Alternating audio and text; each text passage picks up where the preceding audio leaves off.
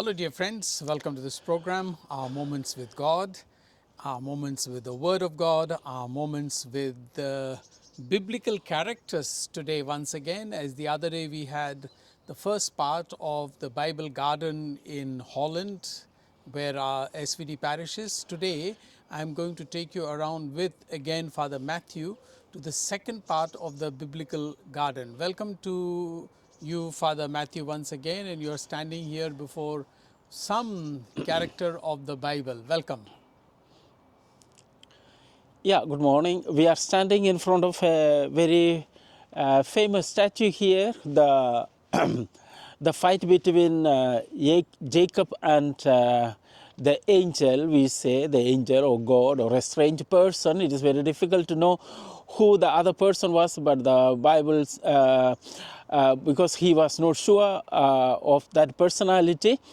Until the last minute, whatever it be. This is a very beautiful story that speaks something about a human relationship.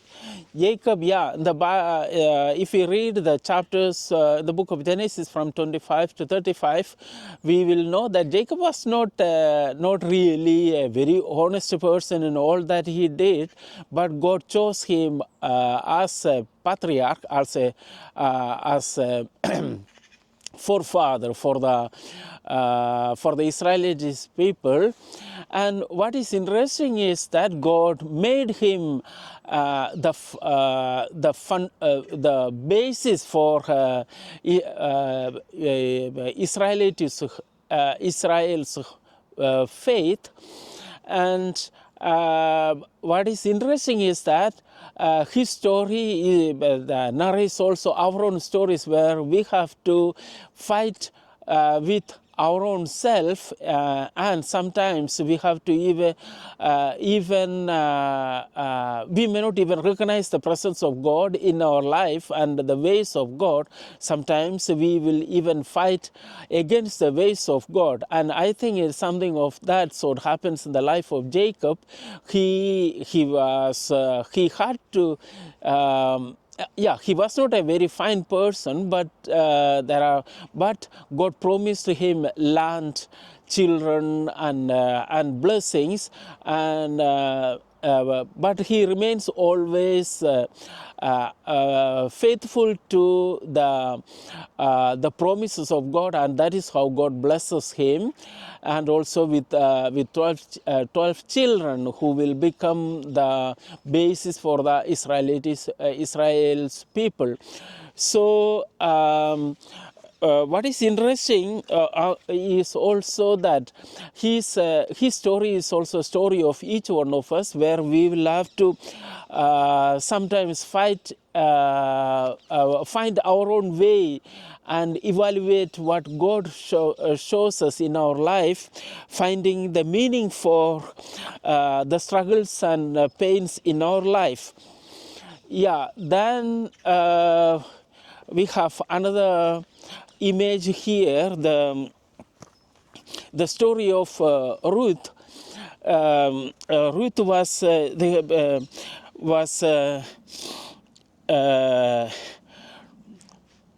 emigrated to Moab, and she was a woman who lost her husband and son, and she was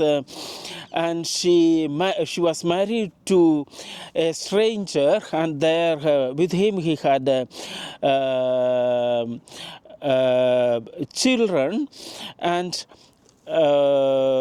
she remains with Naomi, her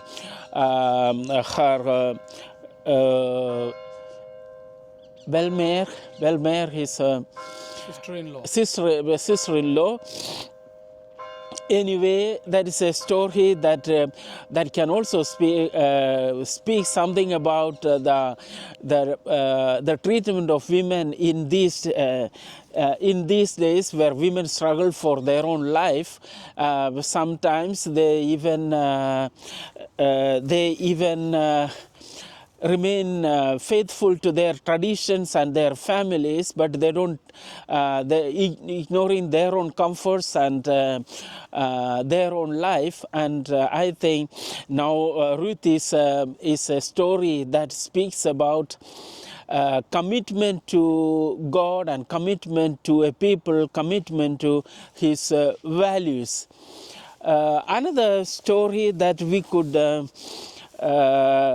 speak is that of Job. Job is somewhere there under the tree, and this is a very beautiful place which where we organize programs for the children. Um, and Job is here. Everybody knows his story. Job, who was a famous figure. He is one of my favorite characters in the Bible. Job, book of Job, I have read so many times, and I continue to always get lot of inspiration from this character Job, and I'm sure a lot of people, if they really look at the life of Job, they too will get a lot of inspiration and help from him. Yeah, that is a beautiful idea about the inspiration, because Job was rich, they say, and he had everything. All on a sudden, he lost everything. But the question, the book of the Job that asks, why did he lose everything? Who committed the sin? So that he loses everything. So once again, it's a question of sin. Who is responsible for our failures? And that is a question that we also ask ourselves. Who is responsible for my failure? And Job himself was justifying himself, saying that he never committed any sin, but the friends, the three friends who come to meet him, accuses him of committing sin. And finally, he accepts what he had done, whatever it be, and God appears to him and comforts him and gives him back everything that he had lost. Job is a story that narrates our own stories, our own questions that we ask every day. Why do I suffer? I have done only good things, but why do I suffer? But there is no answer given to sorry, there is no answer given to that question, because according to the book, suffering is part of human life, just as happiness and any other positive feelings in our life. Suffering is also part of our life, and we have to accept the suffering just as we accept the good things in life, and we have to live with it.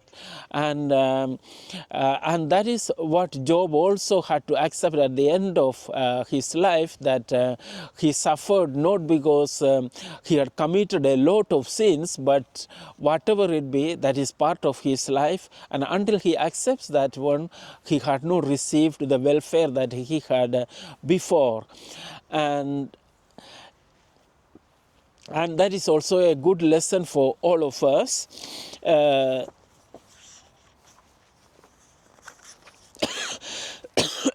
see there a statue of Hagar. Is that Hagar?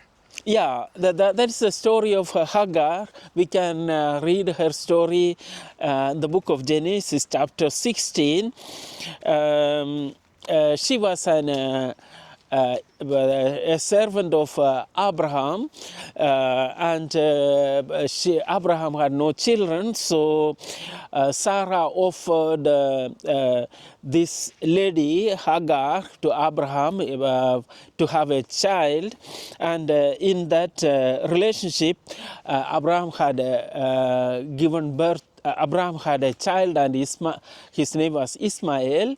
And what happens was that once Hagar had a child, and she there was a kind of jealousy that developed between Sarah and Hagar, and that happens very, very often in human life, especially between women. It is a beautiful story of a woman who suffered because of because of her sacrifice that she did to have a child with Abraham. And then she was left in the desert to struggle for her own life.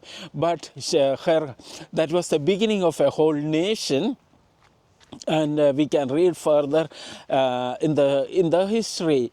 So that is also a story that tells us about human struggle, how we can struggle for ourselves and win our life in spite of everything that we suffer in life, and not to give up but to keep on struggling until we succeed in life. Thank you very much. Thanks a lot, Father Matthew, for this wonderful second part of the Bible garden. I'm sure when you lead more people, your parishioners here in the garden, as catechism of the Bible, they gain a lot. And I invite you, my dear friends, to be co-missionaries with us by sharing these videos, sharing the Word of God, sharing these Bible stories and Bible statues from the garden, beautifully done. And I wish you all the very best. Please ask your friends also to subscribe to this channel. Thank you.